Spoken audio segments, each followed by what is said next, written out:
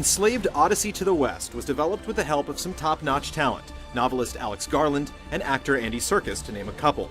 Developer Ninja Theory is quite clearly taking the story seriously, but narrative alone won't make a game great. Is there a sound mechanical foundation here, or does Enslaved miss the forest for the trees?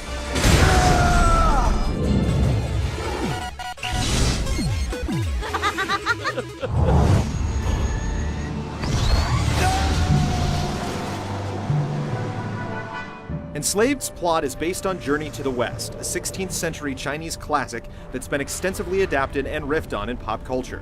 You play as Monkey, a powerful and resourceful wild man who escapes bondage by mysterious captors, only to find himself subsequently enslaved by Trip, a fellow runaway. Though she's a reluctant and remorseful master, she needs his strength to get through the hazardous, mech-infested ruins of New York. Thanks to the high-tech headband Trip has fitted him with, Monkey has little to say in the matter. You put this on me. Let me explain. Get this thing off, or I'm gonna rip your head off. In Enslaved, plot and pacing work in tandem to deliver an experience that's relentless and engrossing. The superb voice work and convincingly human characters succeed in drawing you into the story with a subtlety that you seldom see in games. By the end, you're totally sold on the unlikely bond forged by the two protagonists. The conclusion is quite open, and you'll no doubt be left curious as to what happens next. Are you okay? You didn't see him. Monkey, there's nothing there. I must be going crazy.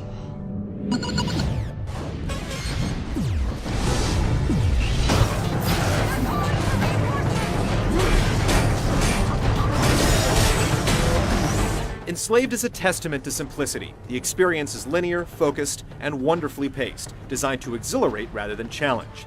There's never any question that you're being led by the nose from set piece to set piece, but the game is so good at keeping you interested and intrigued that you'll happily go where it takes you.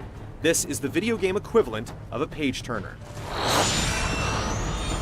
The experience is roughly equal parts climbing and fighting, and it's at its best when it's blurring the lines between the two.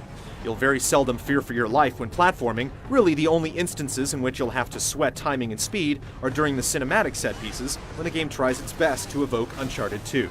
The rest of the time, it's a breeze. You'll feel like all the handholds and swing poles are there, mainly to help you take in the sights. Combat sequences in Enslaved always feel like they serve a larger purpose in the context of a level, and the result is that fighting never feels common. Just like platforming, the operation isn't terribly complex. There aren't too many buttons to press, but there are plenty of opportunities nonetheless to make satisfying tactical decisions due to the variety of your enemies. The boss fights are built similarly to the game's best set-piece sequences. Expect to flex all your skills in order to overcome the most ferocious mechs left rambling about the world.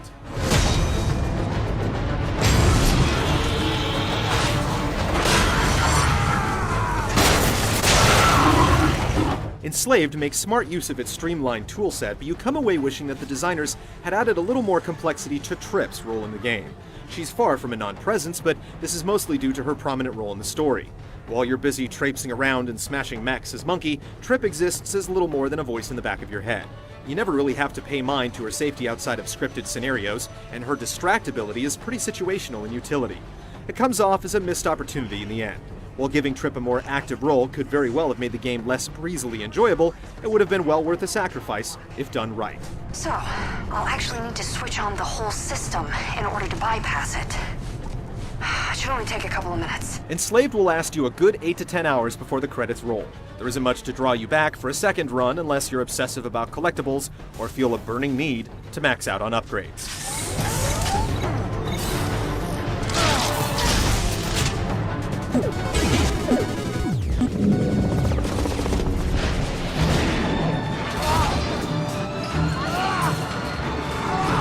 In contrast to insane physicality of his movements, ambling around as Monkey is easy as can be. Launching yourself from handhold to handhold is as simple as nudging the analog stick in the appropriate direction and pressing a button. Even during the most hectic sequences, it's not very demanding. The combat mechanics are similarly trim, though they do get a tiny bit deeper as you begin to upgrade your moveset. What it lacks in complexity, it more than makes up for with tactical variability. Do you immediately go for that mech that's rigged to explode, or use it as a weapon against the rest of your enemies? Or do you fall back and blast plasma at the ranged mechs, peppering you with gunfire? The game benefits from explosive feedback, so however you approach your fights, you'll feel very much the part of an unusually strong man beating the living crap out of deadly, jagged robots.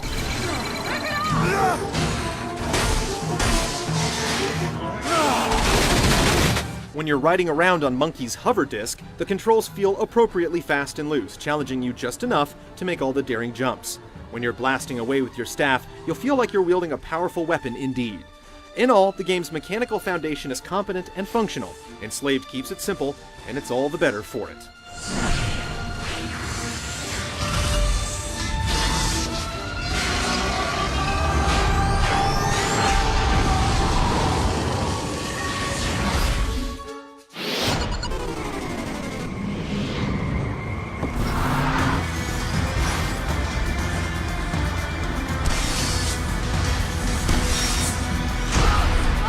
This sure is a pretty-looking post-apocalypse. Enslaved's world has been largely reclaimed by nature, which makes for some beautifully overgrown urban environments.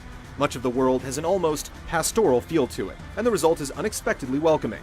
There are definitely some sets that lean toward a more orthodox approach to apocalypse, which lend a bit of variety, even if they're not as inspired.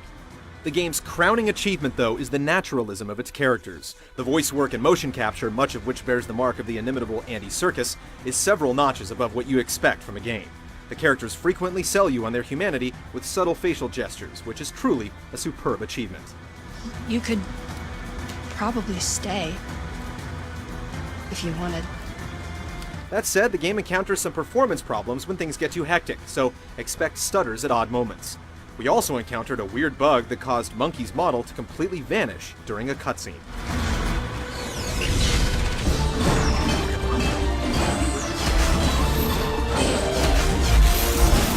Enslaved's length is about standard for this day and age, but it still feels like it's over all too quickly. It's one of those rare games in which the majority of the experience feels imperative and consequential. With very little filler to speak of, the game keeps you curious and engaged the whole way through, and the surprise ending leaves you hungry for resolution. It's no secret that Ninja Theory is up to big things now. Let's hope they're not too busy to revisit this stunning world.